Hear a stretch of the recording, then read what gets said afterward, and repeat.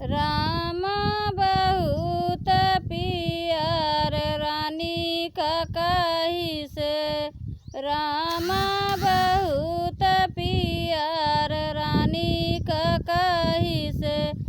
जब राम भइले 4 बरिस क मांगै दूधवा यौ भात रानी का कही से।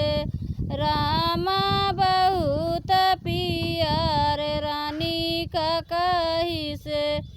जब राम भइले 8 बरिस क।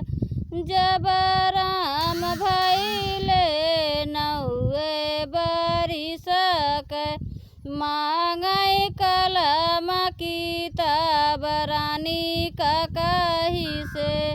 मांगै कलम किताब